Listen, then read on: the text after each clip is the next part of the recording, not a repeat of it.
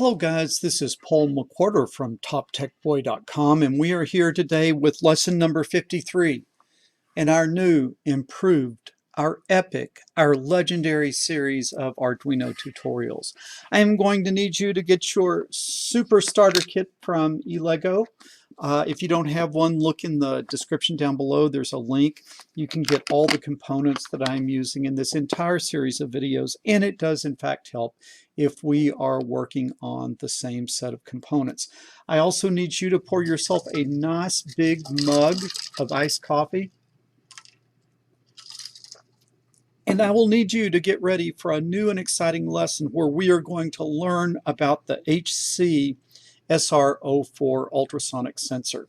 And the cool thing about this sensor is you can do a lot of things with it, and one of the things you can do with it is to measure a distance. You can use it as a distance measurer.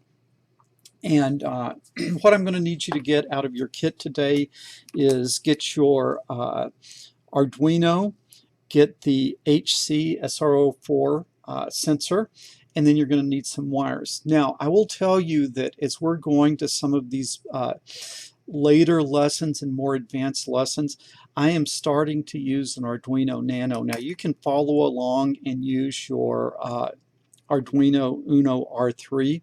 They work exactly the same.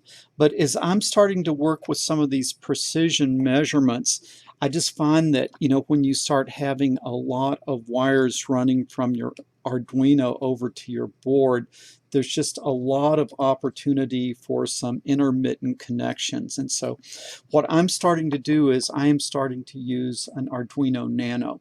I've got the links down below in the description if you don't have a Nano yet. Man, I'm going to be using a Nano in a lot of the future videos, and I think that you would find that you can just get a lot cleaner builds if you use a Nano. The other thing that I'm using is these straight jumper wires. Again, a link down below if you don't have them. But these straight jumper wires just allow you to make much cleaner builds. Okay, so I've lost my cursor with my 14 monitors. Okay, so this is what I'm going to be using for the build today. But let me just kind of explain to you how this HC-SR04 sensor works, and it really works pretty simple. It has 4 pins. It has 4 pins. It has VCC, which is just 5 volts that you bring in. There's a trigger pin, there's an echo pin, and there's a ground pin. And the way this works is, of course, 5 volts to VCC, and then on the trigger pin, if you send a pulse to the trigger pin, you write the trigger pin low, and then very small delay, write the trigger pin high, very small delay, write the trigger pin low. It will send out an ultrasonic signal. As soon as it sends out that ultrasonic signal, it starts listening for the echo. And while it is waiting for the echo, it sends echo pin high. And echo pin stays high until it hears the echo, and then it comes down.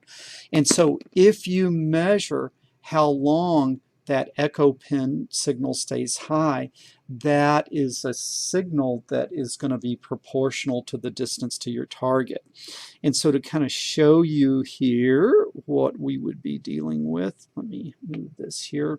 So I would put trigger pin, I would put trigger pin low, I would put trigger pin high, I would put trigger pin low. It will launch an ultrasonic signal. It will come out, it will hit a target, whatever's in front of it, and come back, and then it will send echo pin low. So as soon as its echo leaves, as soon as its ping leaves, echo pin goes high, echo pin stays high until the ping comes back, and then echo pin goes low.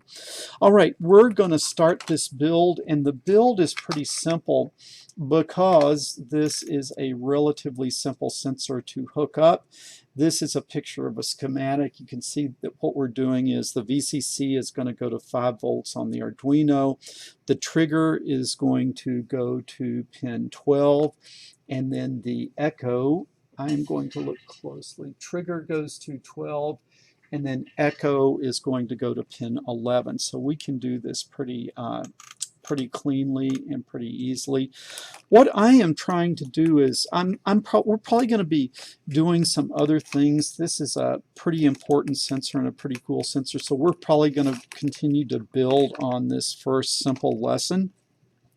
So I'm going to use the nano, and I'm going to try to make a really neat build. I probably need to get further out of your way. So let's go ahead and hook this up. And the first thing that I want to do is I want to establish my grounds on my ground rails. Okay, so I'm going to come over here to the Arduino ground pin, and then I'm going to connect that to the negative rail, and hence I will be creating a negative rail. I love these nice straight short little jumpers. I love to build with these things. I'm going to go ahead and make a top rail up here into row 2 marked negative, because the Arduino Nano also has a ground on the top. Now if you are using the Arduino Uno R3 for this, it has more than one ground as well, and so you can activate both of those ground rails. All right, now and notice that on mine, and if you're using the eLego kit, you'll have the same thing. This bottom negative, okay, and then here it's row 2 that's negative. And always make sure that you hook it up the same way that it's labeled, and that just helps you not end up later forgetting that you did it backwards and then ending up maybe burning something out. All right, now I also want to get the 5 volts down here on the second to the bottom row, and so I can see that I can't do that there. 5 volts is up at the top. Okay, so 5 volts is going to come right here and then like that. Okay, can you see that? Let me let you focus on that so you can see exactly what I did. Okay, do you see that 5 volt goes to the top row, and that ground goes to the second row, and then the ground on the bottom goes to that negative. So everything is hooked up according to this plus, minus, but I haven't activated this bottom plus, which I might need. And guys, I don't even really go through and think, do I really need to do that or do I not need to do it? I just go ahead and establish them, because I'm sometimes not exactly sure where a project is going, and so I want to have those rails activated. So I think I can come in here with a straight wire like this. You know, sometimes these wires don't want to go in, and don't force them in. Okay, don't force them in, just kind of jiggle them till they go in. Okay, so with this not so perfect jumper like that. Okay, you see how I've tied the top plus to the bottom plus. So now I have my power and my ground rails established. And guys, one of the things I'm going to do on this project is, it is simple enough for you just go somewhere and see a schematic and then download someone's library and then just hit run and make it work. But man, what I want is, you know, my goal is not for you guys to have a distance sensor. My goal is for you guys to learn how to design things, learn how to build things, really learn how this sensor works. And so we're going to kind of develop the whole thing from scratch. And we will not be using pre-canned programs and pre-canned libraries, because you don't need them, right? You can figure out and learn how to do these things yourself. So I do believe that we said that trigger pin, so I'm going to come here to the left, trigger pin should be marked trigger, is going to go to pin 12.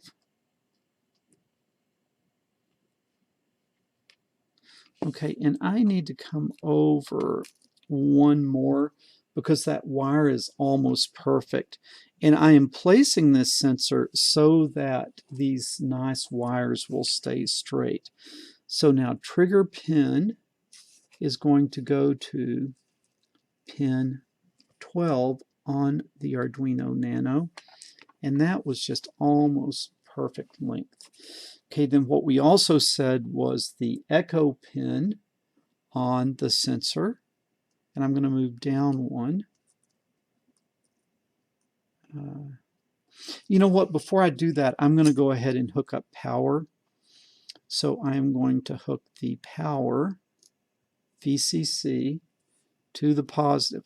Also notice that as I'm building, I am not plugged in. And I am going to go ahead and I'm going to move this further forward. Okay, I moved it to the furthermost one right up against this trench to give me a little bit more room to build. Okay, so now the trigger goes to pin 12, and now I will hook up VCC to VCC. So the VCC on the sensor is now hooked to our positive rail. And then I should have another small wire here. You know, I am bad about losing my little wires, and so I am going to have to get another one.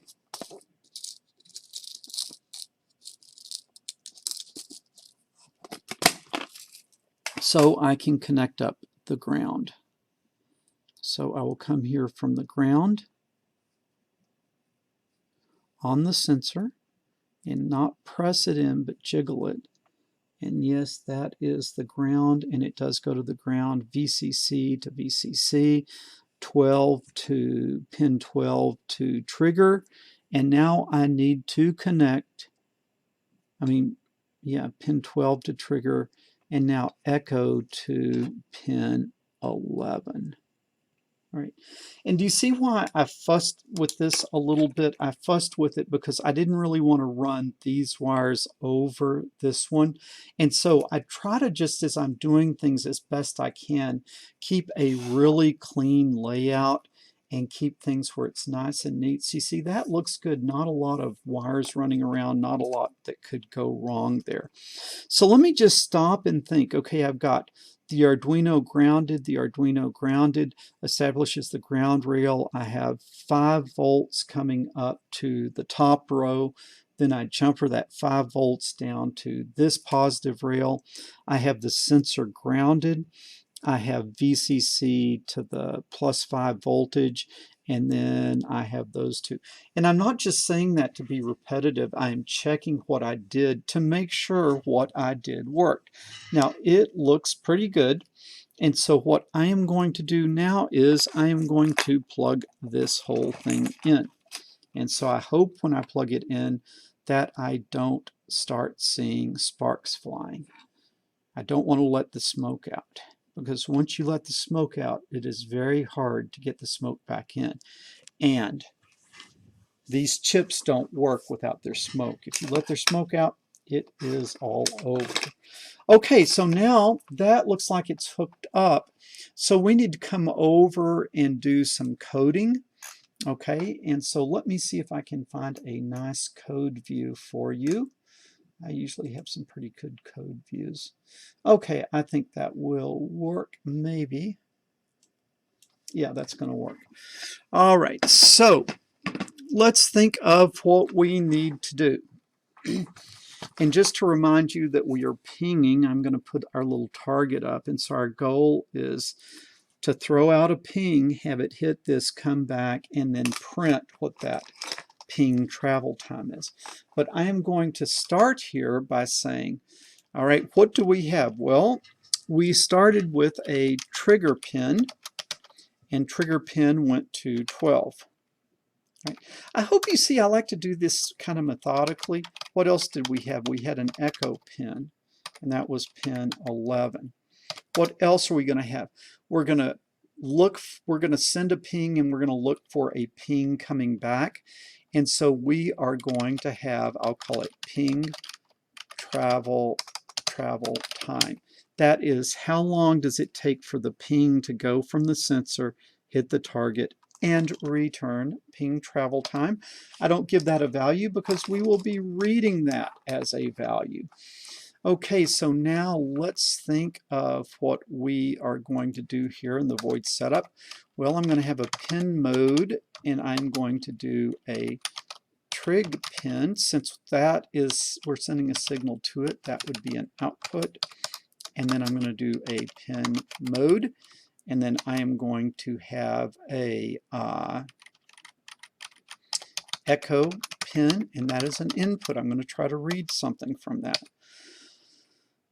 So that's set up. So how would we get this thing to send out a ping? Well, I want to go to digital write,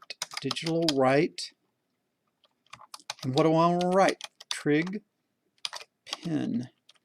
And what do I want to do? I want to set it low, because I want to create a low, high, low to get a real clear pulse there to send out that ping.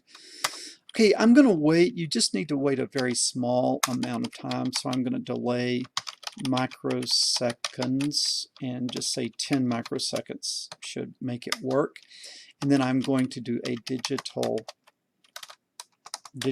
write, and then I'm going to do a trig pin high. All right, so I'm putting the trig pin low and then high. And then how long do I need it high? Not very long at all. Again, delay microseconds. And then again, about 10 microseconds should do it. And now I'm going to bring that low. And when I bring that low, that is when it's going to launch my ping. So now I'm going to say digital write trig pin low. All right. Now, what is going to happen? It's going to send, echo is going to go high, and echo will stay high until that ping makes it back, and then echo will go low. So if I just ran this right now, what would happen? Did I start my serial? I need to start my serial monitor. Serial dot begin, and then 9600. All right, like that. Okay, if I just download this now, what's going to happen? It's going to ping, and it's going to ping, and it's going to ping, and then that trigger pin, that echo pin is going to, once the ping is sent, that echo pin is going to stay high until the ping comes back. And so if we, let's just see if we can download this. Do we expect, let's see. I need to make sure that I have my serial, my port. It is not seeing my port. Okay, I probably might have shorted something out here, or positive goes to positive. 5 volts goes to 5 volts. Ground goes to ground. This ground goes to this ground. This goes to positive, that goes to ground. So I am not seeing anything wrong here, but I'm not seeing signs of life on this Arduino. Because the other end of that cord was not plugged into anything. So that was a little bit of a faux pas. And I do have, I am sure that I have a live one around here somewhere. Okay, so let's try this and see if we can bring a live one. Happy little USB noise, that's good. So now let's see if we can download it. I'm going to go ahead and just check, make sure I'm on a thing. Also, under tools and Arduino board, I'm going to set it at Arduino Nano, okay, because I am running a Nano. So let's see if we can download this. We download it. Oh, boom, it downloaded. Okay, so what this thing should be doing is just sitting and sending out pings and listening for pings, but we don't really see anything happen because we're not trying to read that echo pin right now. But let's just see if it's doing what we want. And so what I'm going to do is I am going to go over, I happen to have here an oscilloscope, and I'm going to hook the oscilloscope up to the circuit, And then we are going to see if we can see that echo coming back. So if I am going to do this, okay, if I am going to do this, where should I hook the oscilloscope? What should I be looking at with the oscilloscope? So this is the positive lead going to the oscilloscope. This is the negative lead. What should I be looking at? I should be looking at echo pin, right? So I'm going to come in and I'm going to connect to echo pin, and then the other one is going to go to ground. All right, and so I've got echo pin, and then I have ground, and look, it seems like something is trying to happen here. You know what I probably need to do? I probably need to put a little bit of a delay in here, because you know what's happening? It's just like I'm hammering it before it even has a chance to look for that. So I'm going to say delay, let's say 25 milliseconds. You can see something happening on the oscilloscope there, but what I didn't think is I'm sending out new pings probably before the old ping has a time to come back. All right, let's see. All right. Do you see what is happening? I am sending out, I have got a rogue mouse here. Okay, so I am sending out a ping, and when that ping goes out, do you see how that echo pin goes high? And then it's listening, and when it hears that ping come back, then it goes low. All right, so if I move this away from the sensor, you tell me what the ping time should do. It's not going to go up and down. It's going to what? It's going to stay high longer, because the ping has to go further, so it will take longer for it to get back. And now watch me, and let's see, I probably need to move this down here. Okay, so watch as I move the target away from the sensor. What is happening to that ping time? It is getting longer. Now at this point, it's not seeing things good, so there it goes. Okay, let's see, I can go further and I can come back. So do you see how that ping travel time is proportional to the distance? The further the target gets, the longer that it takes that ping to get back. And so let's just review this. We set the trigger pin low, we set the trigger pin high, we set the trigger pin low. The ping goes out, and then echo goes up, and echo stays up until it sees the ping come back, and then it goes down. And so if we looked at this, like what I can see here is my oscilloscope is on 0.2 microseconds per division. And let's say that right about here we are at about 1 division. And so this ping that you're looking at up here on the scope, that ping is about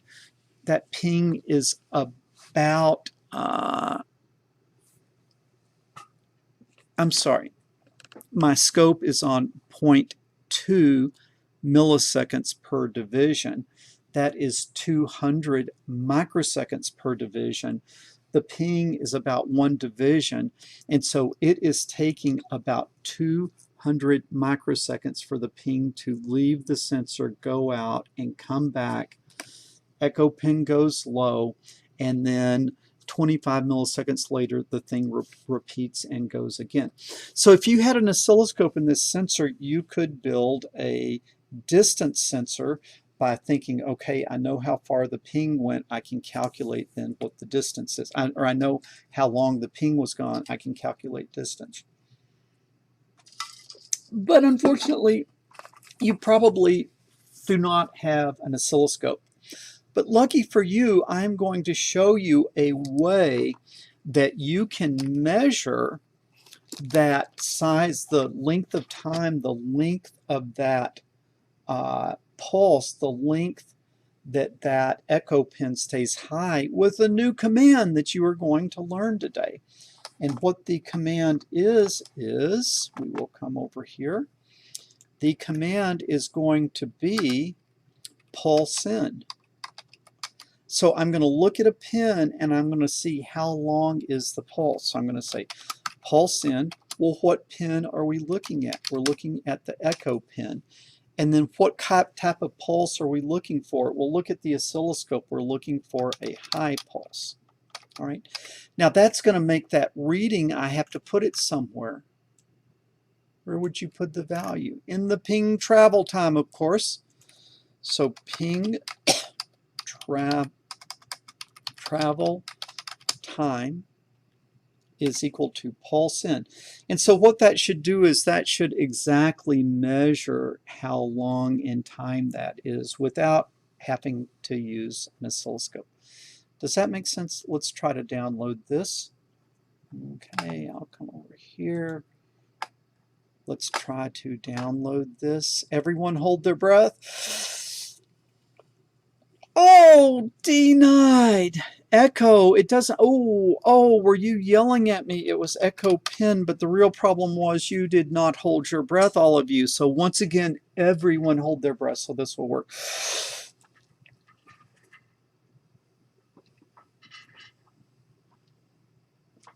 Okay, now this doesn't say that it's working, but this does say that we got it downloaded. But really, what did I forget to do? I forgot to print, so I better serial.println, and then what am I going to print? Ping travel time. Okay, like that. Okay, you don't have to hold your breath this time because I'm confident. That's only for like trickier situations.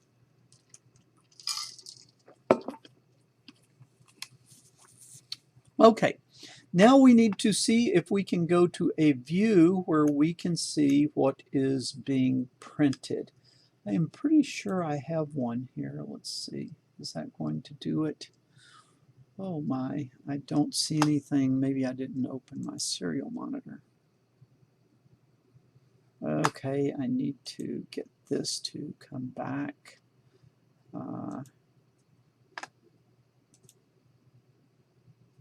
I have so many views here, don't I? Okay, I've got to fix this so you can see this. I am sorry, sometimes it gets confused on this particular one. Okay, give me just a second, please, to fix this.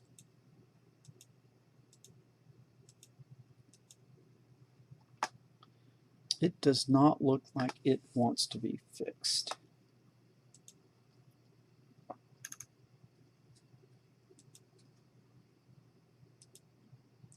You see it's working. It is indeed working, but I've just got to get this one over here to become live.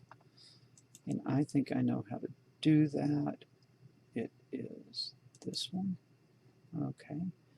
And then, you guys, I really apologize for this, but I don't want to start over.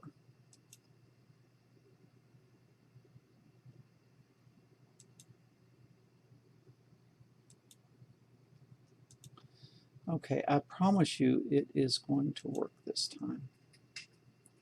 Oh, you know what? I see what was wrong. It was not, I see what was wrong. It was hiding.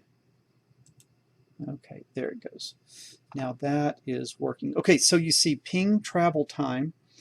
And look at this. What did I say over here on the oscilloscope? That my oscilloscope was set at 200 microseconds per division.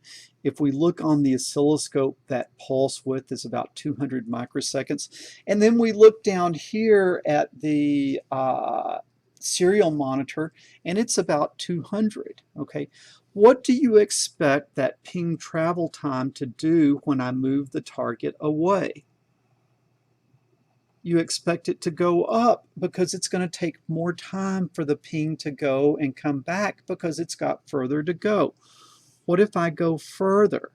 It takes even more time. Okay, guys, let me give you a little heads up about some of the things to make sure that you do.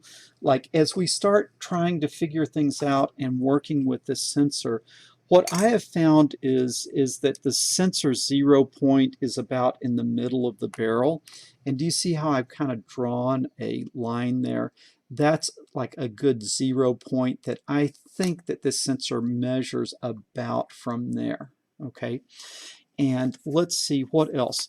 When you are doing this, make sure that you have a good target. And also make sure that you don't have something that could get in the way, like in this case, are you reading the pin? Or are you reading the target?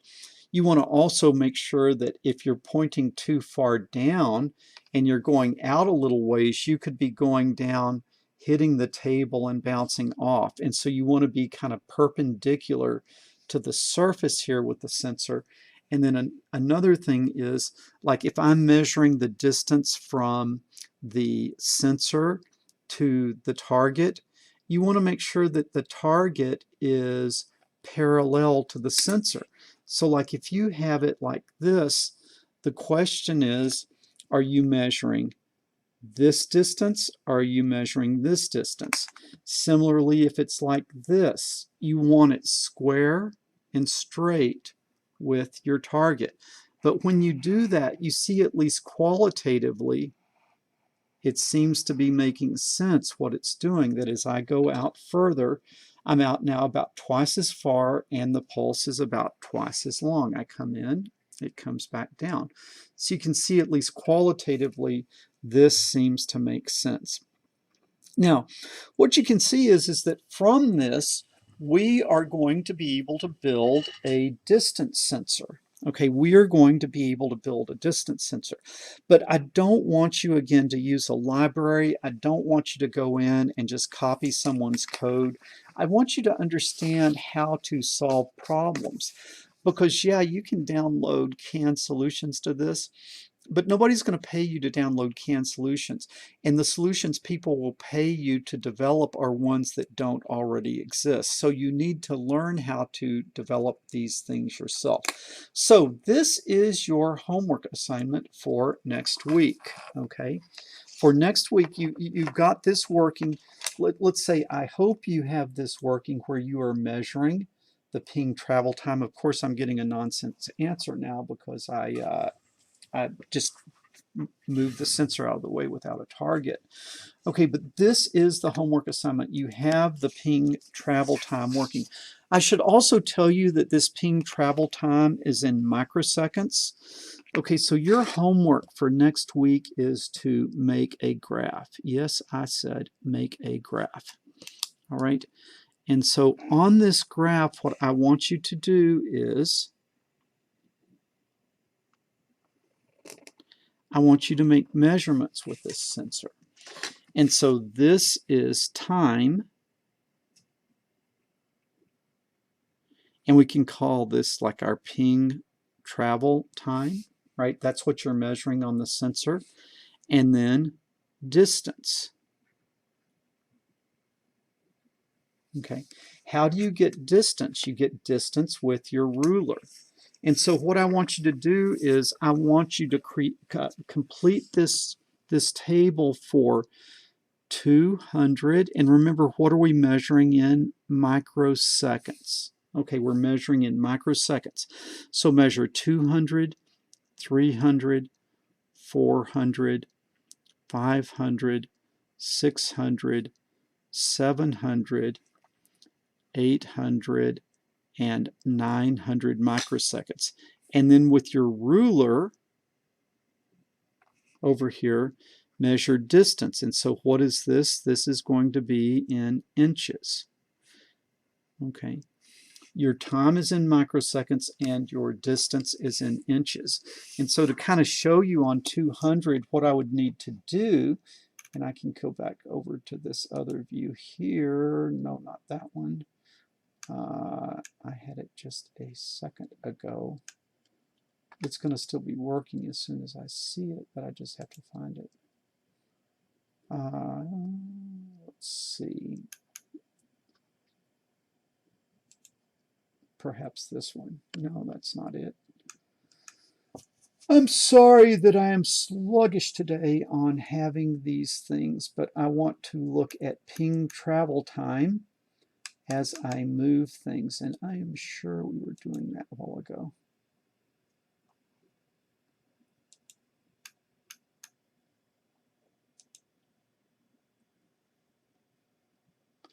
Of all of these views I have, I can't show you both things that I want to show you at the same time.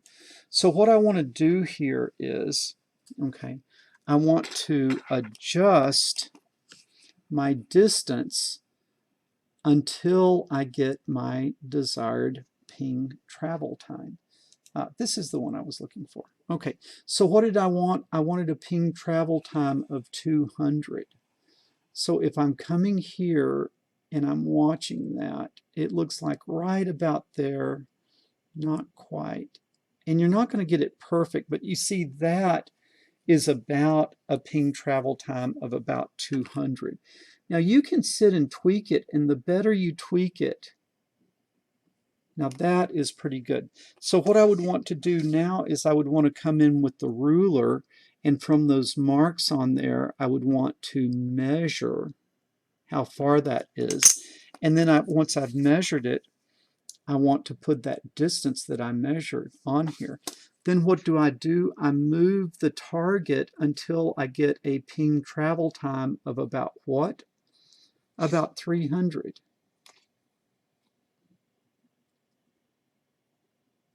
Okay. And that's pretty close. And then what do I want to do? I want to measure that. And then what I want to do is I want to keep moving it for 200, 400, 500, 600, 700, 800, 900, and then I want to fill in these values, okay? Now this is the homework assignment for you to make that table. Once you have made that table, your assignment is to graph that data and graph it very neatly and carefully, okay? And what was this on the x-axis? This was ping travel time. What is the y-axis? This is distance. The distance is in inches,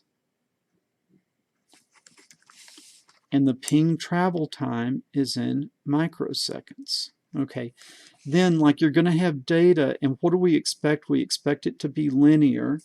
It might not be a perfect line, but then I want you to draw through your data a line, and then I want you to calculate the slope of the line.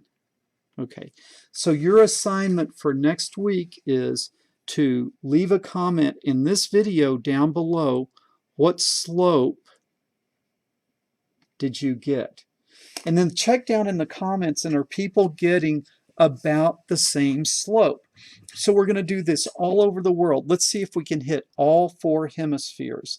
Northern, southern, eastern, western hemispheres. Let's see if we can hit all 4 hemispheres, and everybody report what slope they are measuring.